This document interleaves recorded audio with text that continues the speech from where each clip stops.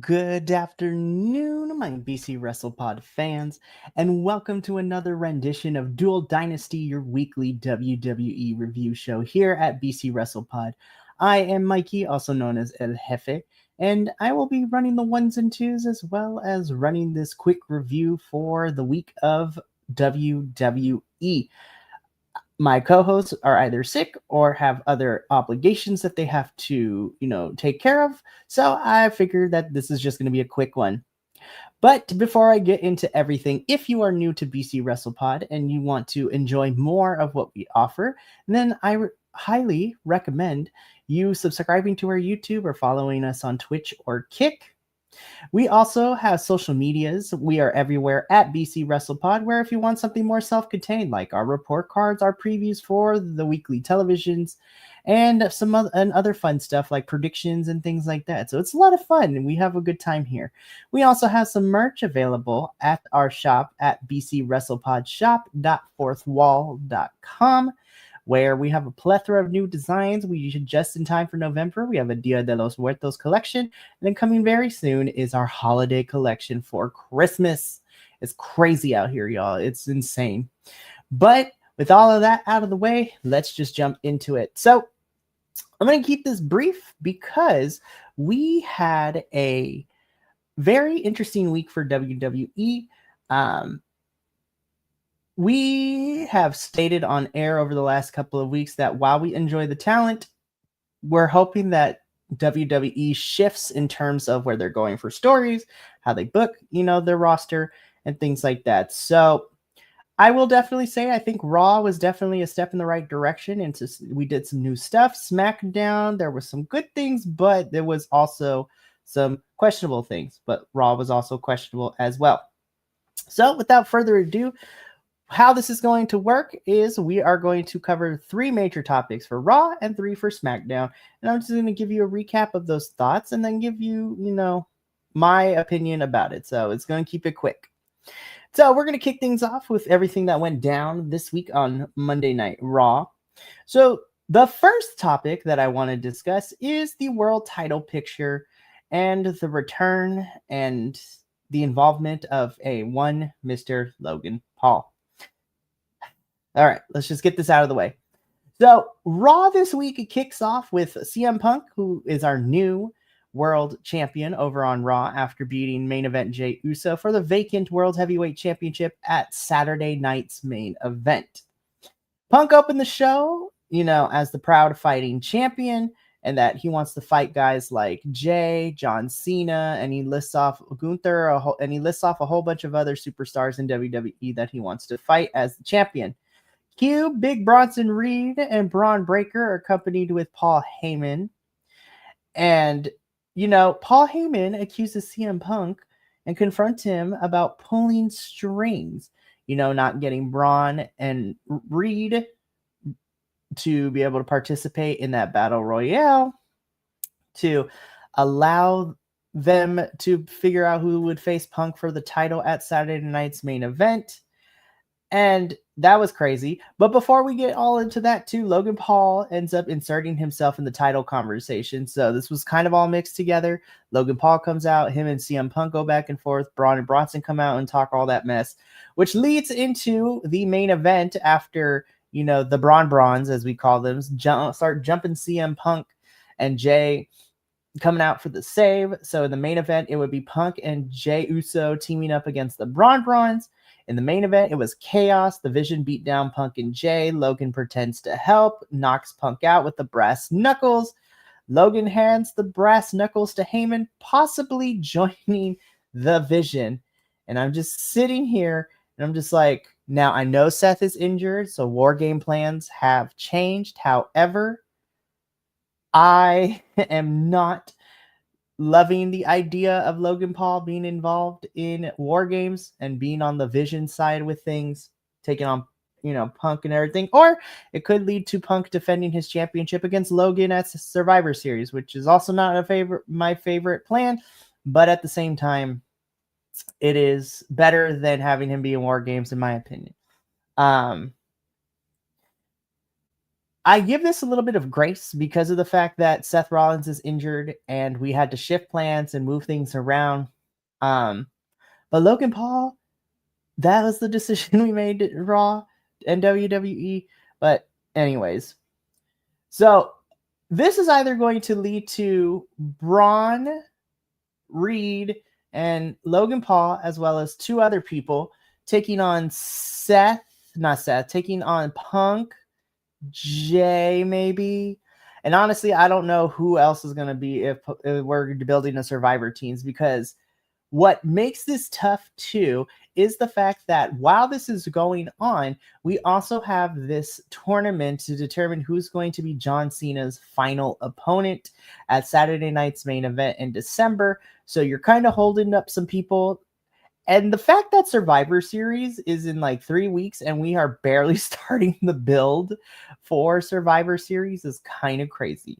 And I feel like because Survivor Series, to me at least, is one of the big four, that the build should have started,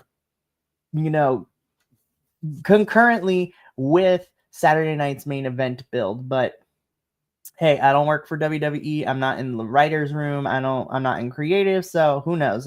They might know something that I don't.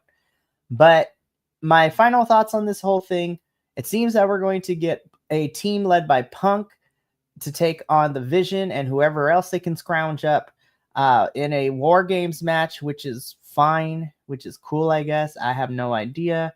And again, we shall see. We are 3 weeks out from Survivor Series, so we're going to have to start getting people now. And again, with this tournament for John Cena's final opponent, it's holding some people up, and it's going to be, to me, it's going to be one of those other pay-per-view builds where it's just like, we got to get to the finish line really quickly. We got 3 weeks, like, turn this homework in really quickly, half done, like, let's do it. So, this is weird. We had to change plans, but I think we could have did something better. But hey, again, I'm not working in the creative room, so this is what we're getting. So that is my thoughts. Topic 2, though, and something I am a little bit more excited to talk about, is the fact that it seems that we are building to a Rey Mysterio versus Dominic Mysterio match at Survivor Series. Halfway through the show this week, Dominic declares himself the greatest luchador of all time. I mean, he is the WWE Intercontinental Champion and he is the AAA Mega Champion. So, Dominic is holding these belts. Again, Dominic declares that he is the greatest luchador of all times, which then cues Rey to return and, tell us that he is medically cleared. And he challenges Dom's claims, invokes El Santo, Blue Demon, Eddie Guerrero. So, of course, with Eddie's mention, a big emotional reaction from the crowd and a huge Eddie chant because we all love Eddie Guerrero.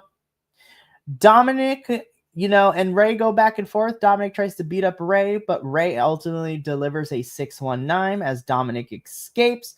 The Judgment Day remains scattered with competing priorities later in the show because Dominic's like, hey, I need you guys to help me out and deal with my dad and Rey. And, Finn and JD are like, no, because we have a championship match coming up. And Raquel and Roxanne are busy with, the women's tag team division at the moment. So Dominic's going to have to be a big boy and figure all this out.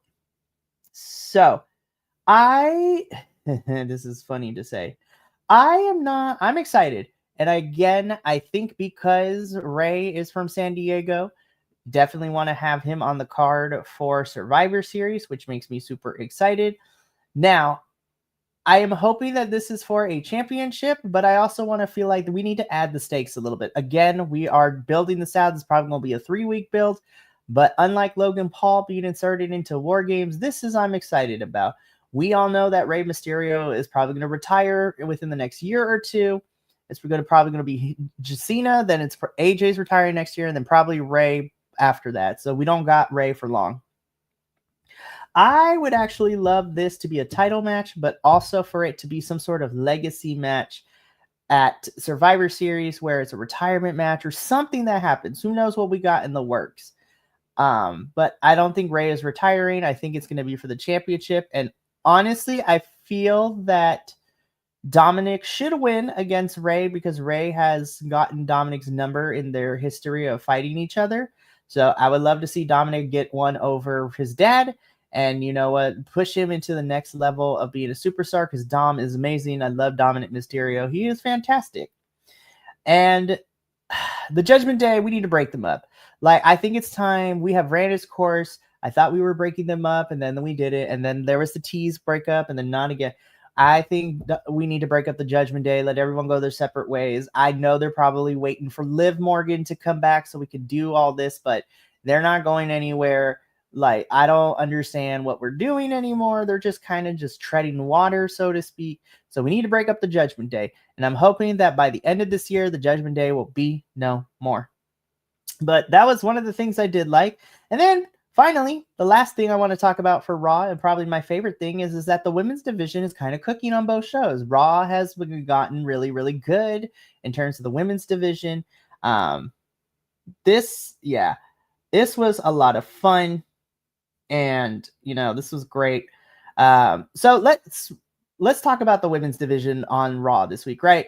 So the Judgment Day girls take on our women's world champion, Stephanie Vaquer and Nikki Bella. Nikki and Stephanie lose after Nikki gets pinned. Raquel Rodriguez next week is getting a title shot, so that should be a really good match. Nikki Bella later in the show has a crisis of confidence. Stephanie lifts her spirits, which means to tell me, I was like, Nikki's about to turn on this girl very, very soon. So that's probably going to be a feud for Stephanie for a little bit. So I'm like, okay. Meanwhile, over in the tag team division, the Kabuki Warriors have a fantastic match against Bayley and Lyra Valkyria. This was probably my favorite match on Raw, and honestly, probably my favorite match of the whole entire week for WWE of main roster. So the Kabuki Warriors beat Bayley and Valkyria and immediately, you know, start going after Alexa Bliss and Charlotte Flair for the tag titles, which then leads into Asuka misting Alexa and Charlotte backstage to escalate the feud. We then get a Becky Lynch promo, and she cuts a brutal promo on Maxine Dupree, which is setting up some sort of grudge match, and I'm looking forward to it. And honestly, the women's division, I think, is finally on the right track. I'm hoping that we develop this more because, again, we have the Judgment Day girls going up against Nikki and Stephanie, so that's taking care of our world title picture. Meanwhile, in the tag team division, we have Lyra and Bayley and the Kabuki Warriors. And then with the tag team titles going to both Raw and SmackDown, Alexa Bliss and Charlotte Flair are out here doing the darn thing. So I've really been enjoying the women's division. I'm really hoping that they allow this to breathe and to not get this done and over with. And I think we are getting set up for our women's War Games match potentially, which I'm very interested to see how we're going to get there. But again, 3 weeks to me is not like a very long build, but we are finally going to hopefully this week, get into who's going to be on the Women's War Games team. So this should be really, really fun. So yeah, Raw is very good. Again, my final thoughts on Raw before going over to SmackDown is that I'm not really feeling the World Championship scene. I'm happy that Punk has the title, and I'm excited to see where it goes. However, I don't like Logan Paul's involvement. The Brawns are kind of just spinning their wheels a little bit, and I'm just trying to figure out. I know we had to pivot because of Seth being injured, but I'm really hoping that leading into Survivor Series and then leading out of Survivor Series for the remainder of the year, that we do something different. So the women's division on Raw is killing it right now. I love everybody involved, and I'm looking forward to this Dominic and Rey match at Survivor Series. Let's make it for a title or some sort of crazy stipulation. Let's have fun with it. Alrighty, so now let's get into the blue brand. So let's talk about Friday Night SmackDown, okay. SmackDown was okay. It was not great. I'm going to be completely honest with all of you. SmackDown was okay this week. There was some stuff I liked. There was a lot of things I have questions on. So let's just jump into it. Probably my biggest question right now is the Cody Rhodes storyline of what we're getting. So Cody's, the backfire that is what we're getting. So Cody opens the show. Again, if you did not watch Saturday night's main event, I do not blame you because it was an okay show. But Cody Rhodes ended up beating Drew McIntyre by using the belt, which I'm just like, we did this with Kevin Owens earlier this year, or towards the tail end of last year leading into their match at the Royal Rumble. So we're doing this again. but it is what it is at this point. Cody opens up. Cody wants the fans to decide who his next challenger should be, which then cue Aleister Black with Zelina at hand. Aleister steps up. Zelina slaps Cody, and Cody tells Aleister that they're going to main event the show. So I was like, okay, cool. Aleister versus Cody. We're treading AEW territory ground in terms of feud, but hey, this could probably go be a good match. I like Aleister. I like Cody. This should be fun. We get to the main event, and of course, we can't have a champion lose for some odd reason, and the match ends in chaos after Drew McIntyre claymores the referee. We also have Damian Priest running in, brawls with everyone. Aleister escapes. At the end of the show, Nick Aldis suspends Drew McIntyre, and I'm just like, this is chaotic AF. Like, what are we doing with this? Like, I get that champions should be presented in a good light, but it's okay. You can have champions lose, especially if it's a non-title match. In my opinion, champions can lose. It makes a more interesting story, and it doesn't make them any weaker. But you have Drew still running around in the story. Damian and Aleister are still fighting each other, apparently. Now they're all mixed into this.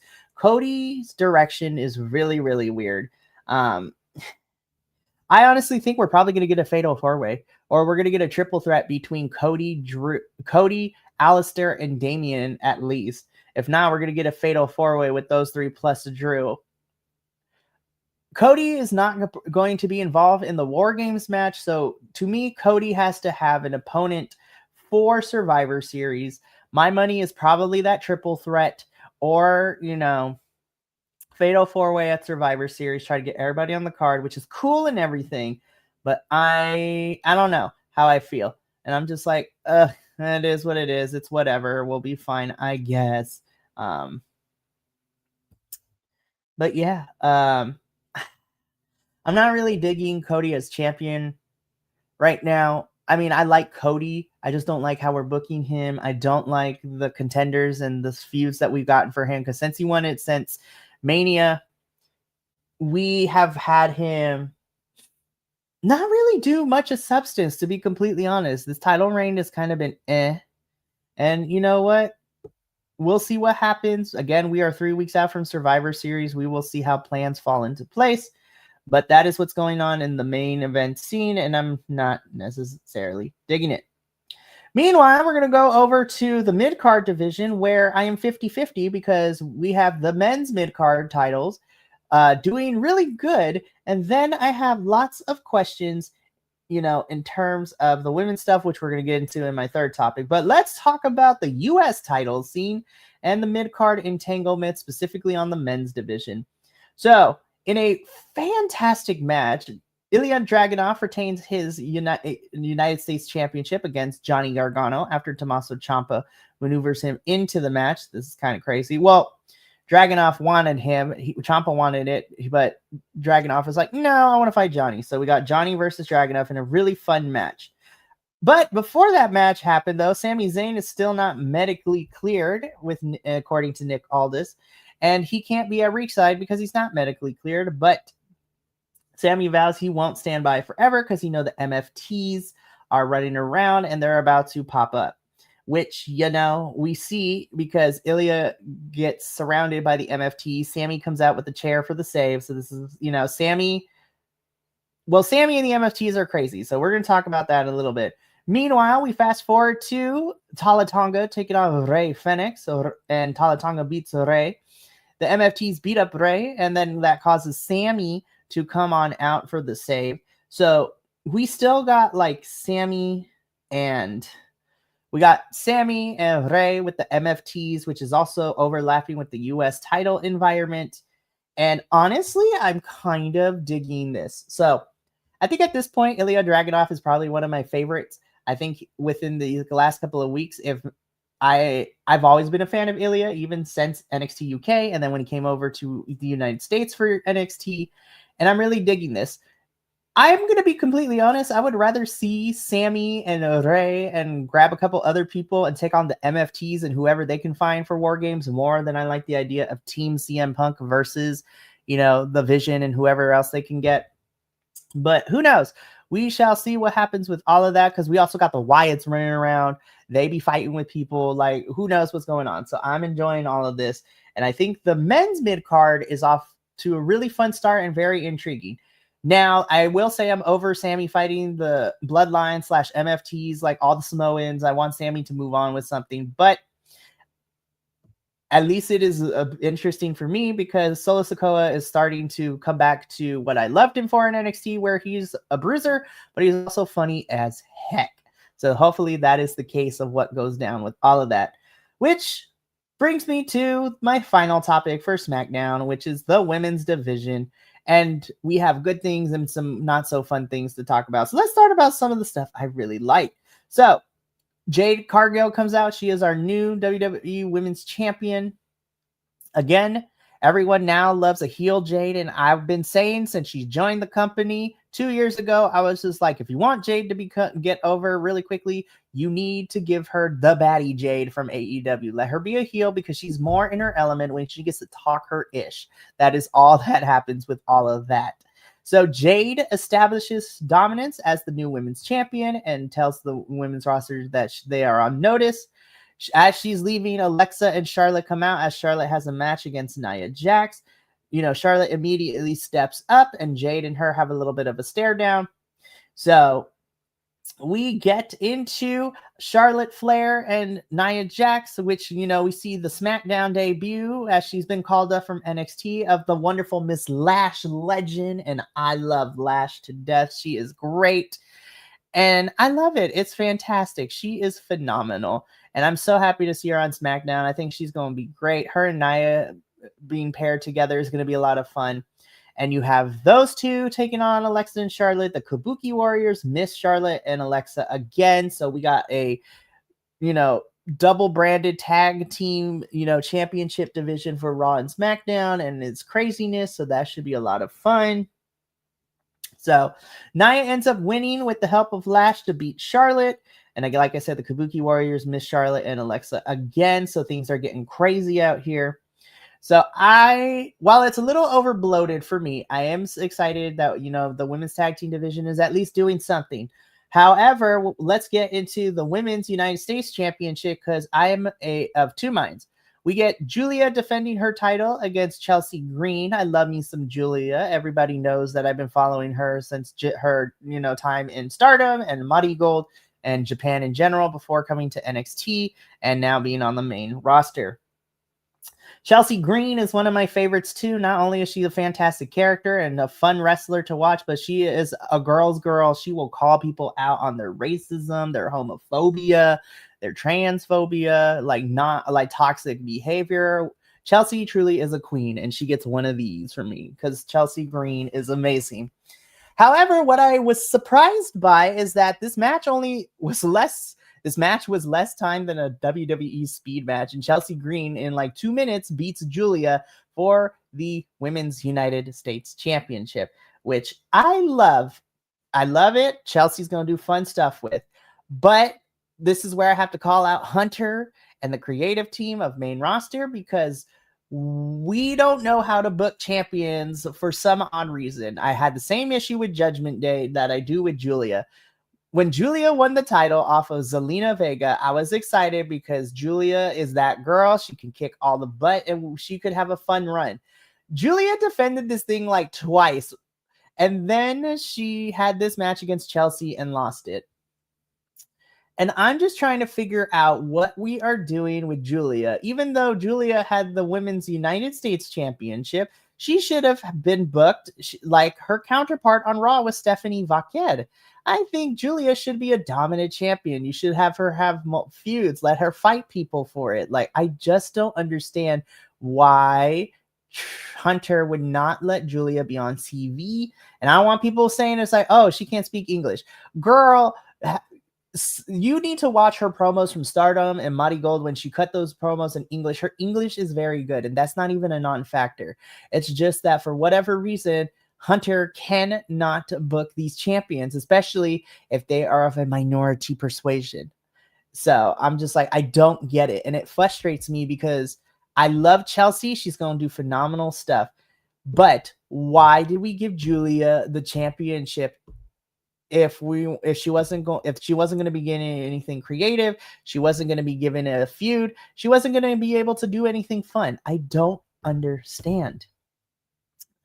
And it's SmackDown's women's division. I will say, I think the characters are probably my favorites more than the women on Raw right now. However, it's very uneven. Raw, at least the women's division over there, has a solid game plan because we have the Judgment Day girls and then Bailey and Lyra, Becky and Maxine are feuding for, which is a lot of fun to see. Of course, we have Stephanie and Nikki involved. So that women's division's doing great. But then over on SmackDown, we're kind of just running all over the place. We called up Lash Legend, and she's with Nia. Charlotte and Alexa are traveling between both shows. So is the Kabuki Warriors. I mean, Jade is about to have a match with B-Fab next week, and it seems that her and Michin might be involved, which is fun. But there's not a solid game plan for SmackDown. And then when Chelsea Green being a double champ is fun, but it's also very hard because, what's next for Julia? What do we do with her? Because I still don't understand why Kiana James is paired with her. I really don't know. It's really weird. But I'm really hoping that with Chelsea, we now get to do more with the Women's United States Championship. I'm really hoping that they either have Julia feud with Chelsea or we push Julia to do something else. Like, let's build her up, because that tweet she sent out about she's literally going to crash out and she's going to take everyone out. I'm really hoping that means we can start pushing Julia to the top of the card, because I feel like that's where she should be, and it would be a lot of fun. But yeah, that's it for this week's WWE review. Overall, I think that Raw was definitely pretty good. SmackDown was hit or miss. And you know what? Again, we are 3 weeks out from Survivor Series, which, is going to be fun for everyone involved. And I will be there live. So if you happen to be going to Survivor Series, make sure to say hi.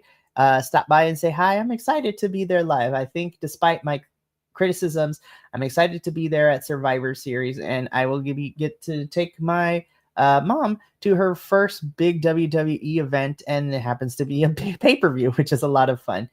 But that's going to be it for me here at Dual Dynasty. But before I sign off for the afternoon, I do want to go over what this week looks like in terms of reviews.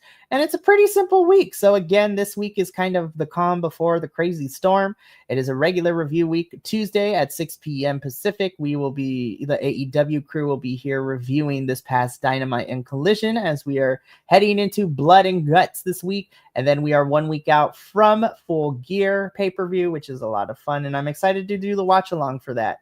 Then on Wednesday, you get the double dose of the double header reviews, where the NXT crew will be here to review. I guess you can call it a go-home show, but this is the last NXT before we get into the 2 weeks of NXT Gold Rush, which is happening in the Madison Square Garden Theater in New York.